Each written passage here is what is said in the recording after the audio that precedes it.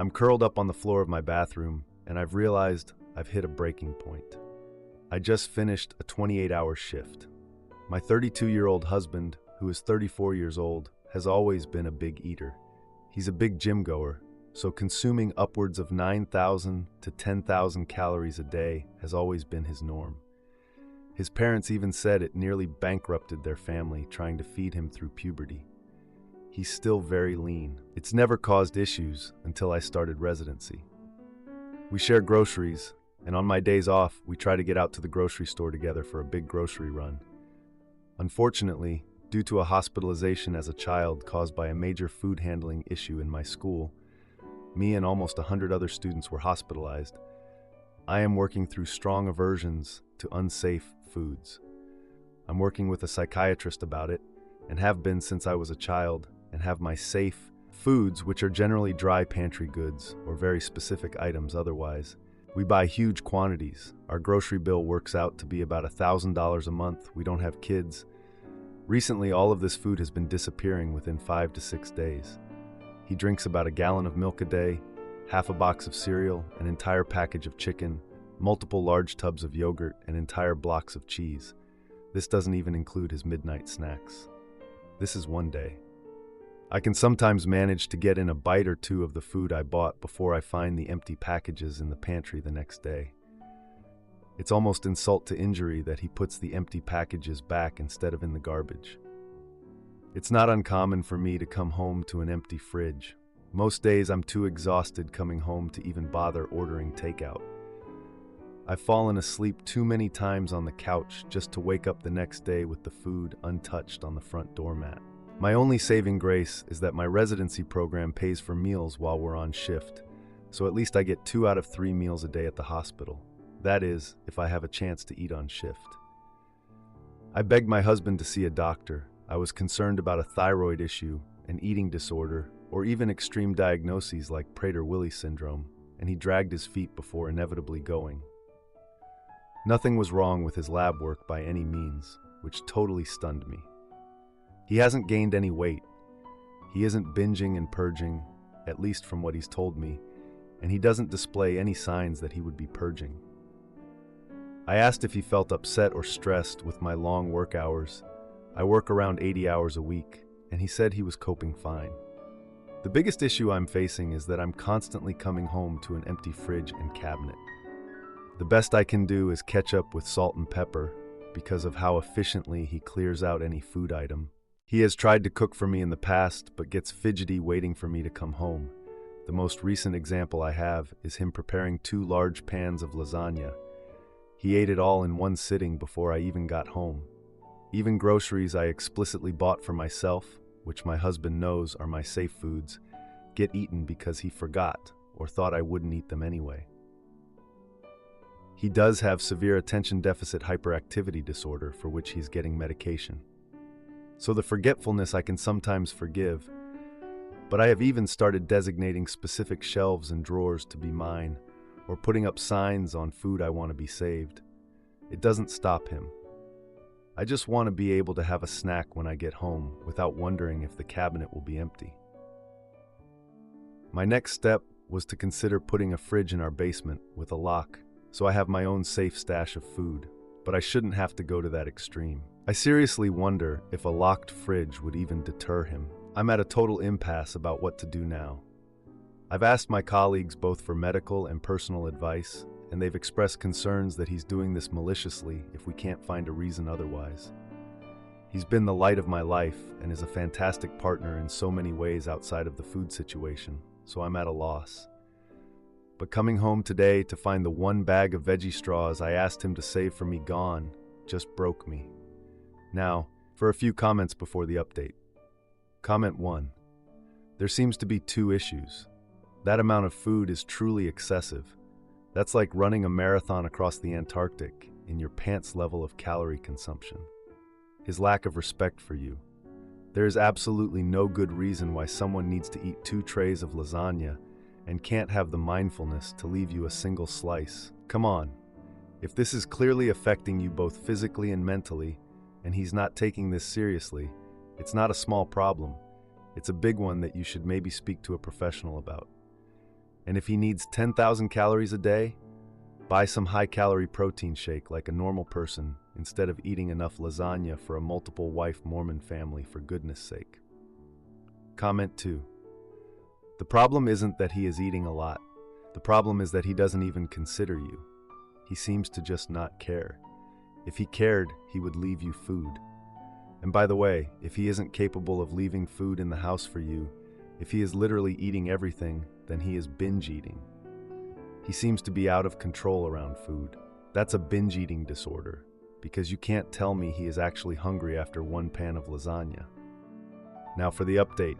One day after my last post, I'm still frustrated and exhausted from a 28-hour shift, doing what I can to survive. I come home and see my husband, who can eat a ton of groceries in one sitting, has prepared a large meal. Of course, he ate most of the groceries in one sitting.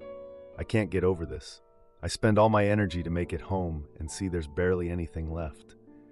I decide to talk to him about the food issue during dinner. I try to bring it up while we eat, but he's too busy eating to pay any attention. He brushes off my concern, saying he's just trying to deal with my busy schedule. I try to talk to him about splitting grocery shopping and meal prep tasks equally, and he just agrees. He seems distracted and focused on his phone instead of on me. Whatever, I think to myself. Later, while cleaning up, I notice a half-eaten protein bar in the trash. I ask him about it. He claims he forgot it was there. I feel myself wanting to scream. We get into a quick argument about wasting food. I tell him we can't afford to waste food like that, and he insists he's trying his best. Yeah, right. I talk about the situation with a colleague during a lunch break at the hospital cafeteria. She suggests a family meeting to address the food situation. I think this could help, and decide to invite my husband's family over for dinner. I set the dinner for the following weekend and start preparing. My husband seems indifferent about the family dinner, but he agrees to it.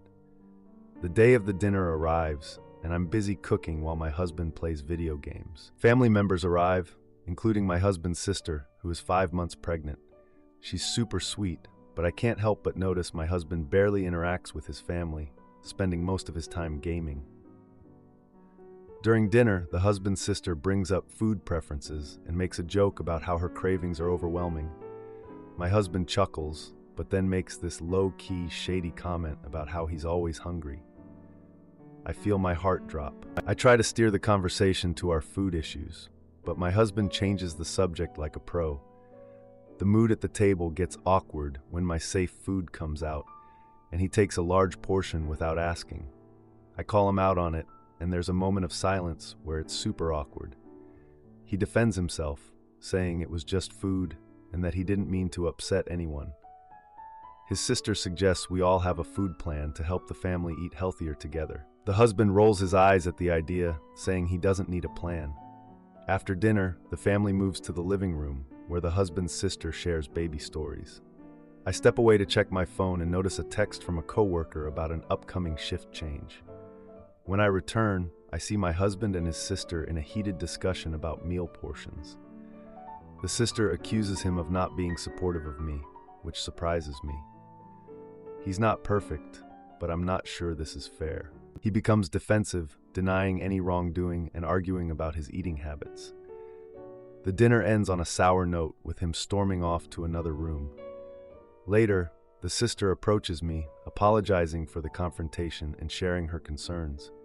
I appreciate her concern, but I don't want to talk about this right now. I just want to get through this dinner. The next morning, my husband is distant, avoiding eye contact and conversation. I try to bring up the idea of a locked fridge for my safe foods, expecting resistance.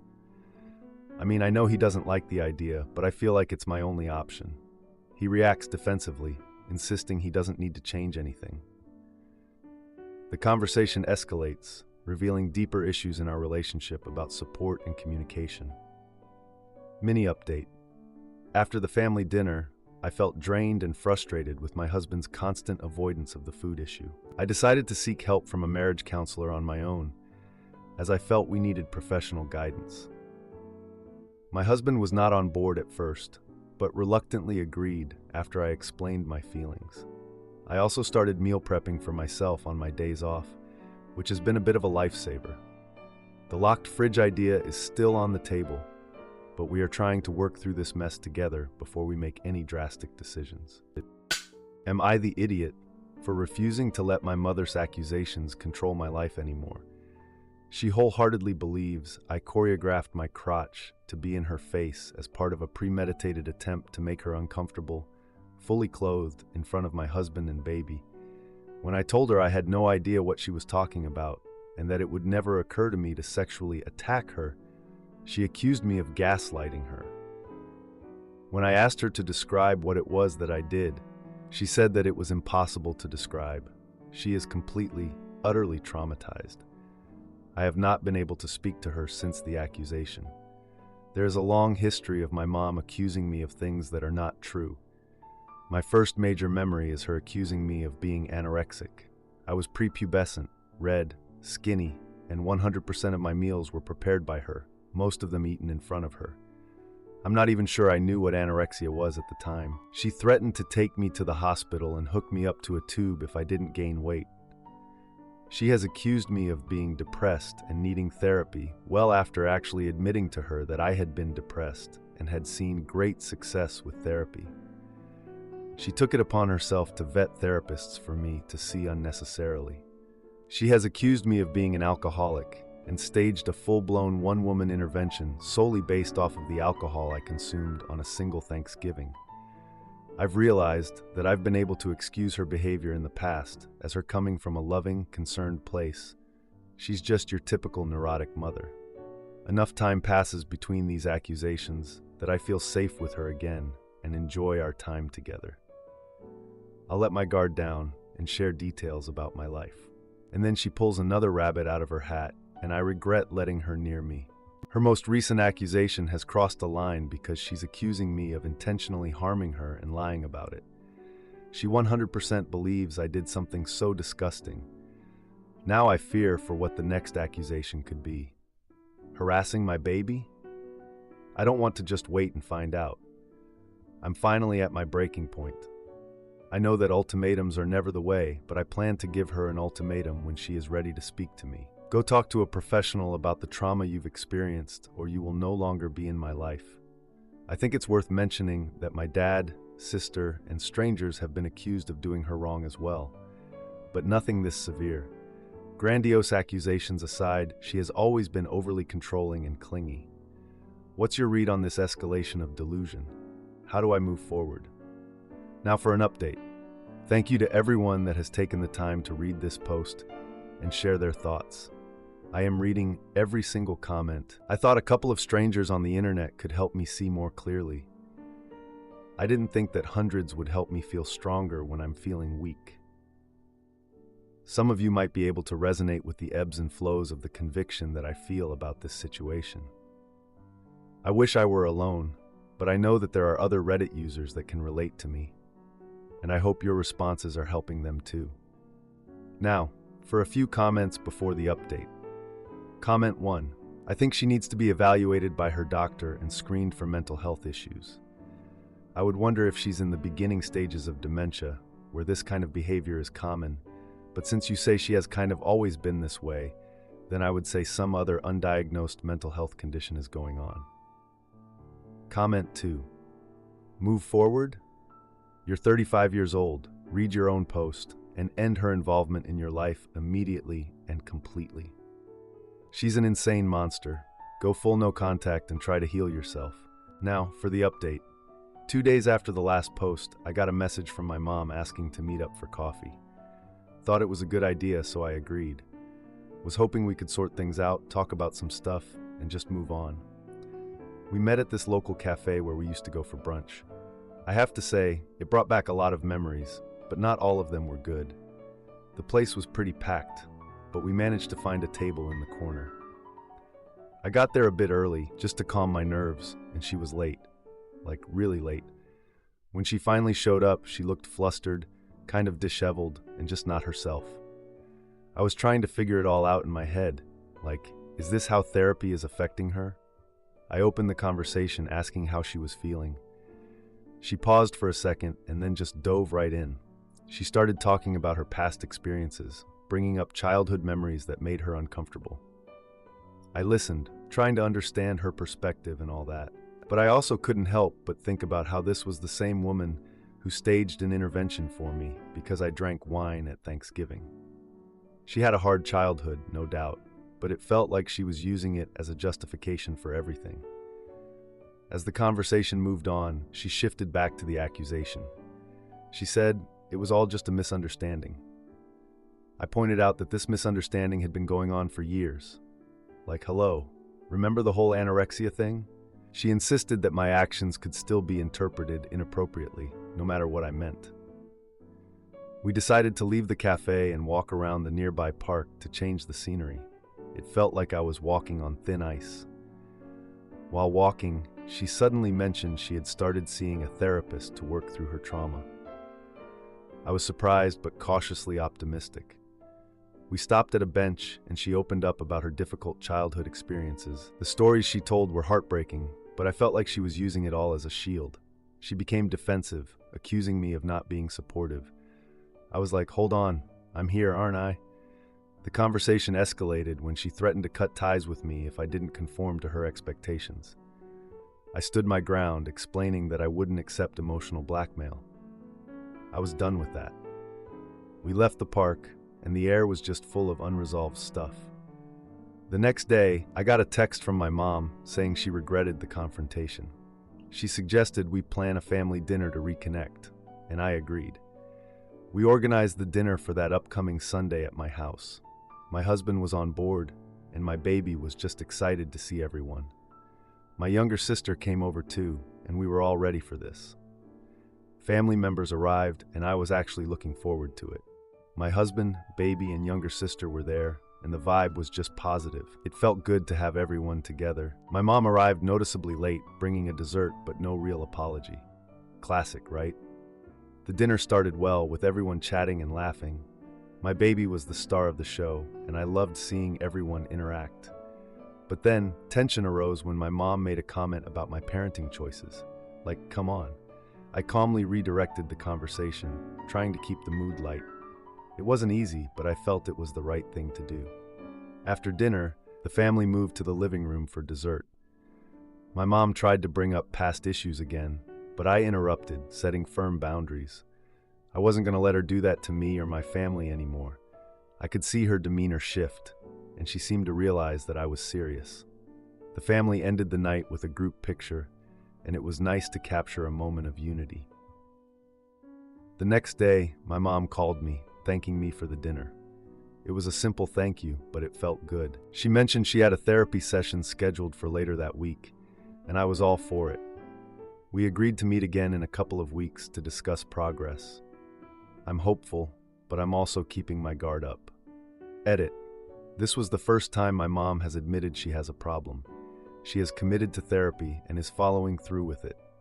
It is early days, but she has been more open to my boundaries. My parents had a difficult upbringing, which is not an excuse, but it helps me understand her better. Am I the idiot for slamming the door on my ex-husband's sudden change of heart after he served me divorce papers out of the blue? I married my husband 4 years ago, and I thought we had a solid relationship. However, one night he sat me down and handed me some papers. My husband had applied for divorce. I was totally blindsided and stared at the paper for ages, hoping I would read a line saying, "Gotcha," or something. I just asked, why, trying not to burst into tears. My husband, without looking me in the eye, explained that over time he had just felt us growing apart, and while he still cared about me, he didn't love me. I felt so heartbroken, but I was also angry that he had never spoken to me about his issue. It was like he hadn't even given me a chance to fix things. I told him that, and he became defensive, telling me that was how he felt and I had to deal with it. He went to bed, and I slept on the couch. The next day, I thought over it some more and tried to see his side. It's true that after we got married, we were both promoted and now spend less quality time together due to work. My father is also terminally ill, and I visit him every other weekend while my husband stays at home. So I suppose I could see where he was coming from about distance, but every time we were together, it was never addressed. Still, after a few more days, I decided I didn't want to be with someone who said they did not love me, and agreed to proceed with the divorce.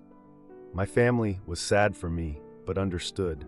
However, my mother and father-in-law both texted me long messages about giving their son a second chance. That was months ago. I'm now living in the house alone while my husband stays with his brother. We've had a good relationship throughout the divorce. It's been cordial and polite, which is all I can ask for it to be. At one meeting, my husband even mentioned he was going on a blind date that night. It hurt to hear, but at the same time, I accepted it because our relationship was as good as over. All that changed last week when my husband and brother showed up unexpectedly on the doorstep. My husband was crying and begging for me to take him back. He kept saying he had loved me all this time and had made a terrible mistake. The whole thing felt so weird, and I ended up telling them both to leave and close the door. He blew up my phone with crying voicemails, leaving my best friend to suggest his blind date had dumped him. That might be true, but I have no idea. Since then, he has been begging non-stop for me to take him back, and that since we haven't gotten a final order yet, we can still stop the proceedings. I feel insulted that after starting this, he is now turning around trying to make everything go back to how it was. How can I navigate this and get it through his head that I don't want him back? Now, for a few comments before the update. Comment 1. You continue on with the divorce, and that gets it through his head. Springing divorce papers on you without any efforts to sort the issues out was horrible, and speaks to his lack of character. He probably thought because he had a date that he was king of the hill. He found out that he wasn't, and he now has buyer's remorse and is trying to crawl back. Don't let him anywhere near you. How can you ever trust someone who would rather divorce than make even the slightest effort to fix things? Go be happy and find someone who truly loves you. I don't suspect he ever did, and you didn't deserve that. Don't respond and just let him swing in the wind. If you do respond, let it just be a quick note saying that any further communication can be through your lawyers. Comment 2. It sounds more like this blind date was someone he had feelings for all along, which is likely why he filed for divorce. He left you, tried to pursue her, and when it didn't work out, he suddenly realized he'd made a terrible mistake. The grass isn't always greener on the other side, and some people don't realize what they have until it's gone. Personally, I wouldn't take back someone who put me through something like that either. Now, for the update. A few days after my ex-husband's visit, he texted me asking to meet up and talk. I ignored it. I was just over it all and focusing on work and my dad's health. He had been in and out of the hospital and I was just trying to be there for my family. So yeah, no response. One evening while grocery shopping, I ran into him. Like of all places, right? The frozen food aisle. He looked all disheveled. Like really rough. He tried to hug me, but twoon. No idiots here, I stepped back. Hard pass. He started going on about how he realized he wanted to fix things, but I cut him off. Told him our marriage was over and to respect my space. Come on, he was the one who wanted out. He pleaded, saying he was seeing a therapist now and wanted to make amends. Like, really? A therapist is gonna fix all that? Please. A week later, my parents invited me over for dinner. I was still living on my own, and they were just worried about me. Can't blame them. During dinner, my dad expressed concern about my well-being. My mom mentioned how proud they were of my strong stance. A little too proud, honestly. My sister brought up how my ex used to be part of the family. Like, seriously, can we not? The conversation shifted when my brother shared news about his promotion. The atmosphere lightened a bit, but I still felt that tension under the surface. After dinner, while washing dishes, my mom asked about my ex's attempts to reconnect. I explained how I was done and didn't want to revisit the past. The next day, I got another message from him asking for a final meeting. I agreed, thinking it would give me some closure. We met at a coffee shop that used to be our spot. He arrived with a gift, a framed picture from our wedding day. He apologized again, saying he was confused and didn't want to let go. I returned the picture, telling him it belonged in the past. Bye-bye memories. Then he mentioned he was considering moving to another city for a fresh start. A few days later, I learned from my brother that he had already started dating someone new. He was moving fast, huh? At a family gathering for my mom's birthday, my ex showed up unexpectedly with his new girlfriend. She was cheerful and friendly, which honestly just made it worse. The entire room fell silent when they walked in. I felt all eyes on me. It was just awkward. I excused myself to the kitchen, where my sister followed to check on me.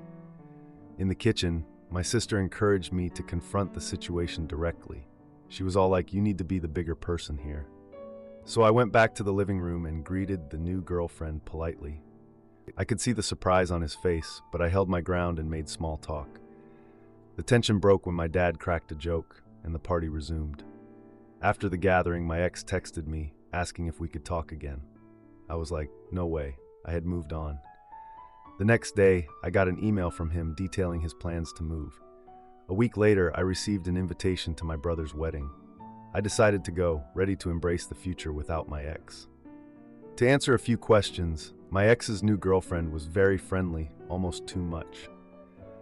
I couldn't tell if she knew the situation or not, but I didn't want to embarrass him by asking. Confronting him about it felt necessary, and I think my sister was right to encourage it. If you like this video, you'll probably like these too. Also, while you're here, please consider subscribing. It's your support that keeps this channel alive and allows me to make better and longer videos. Have a great day.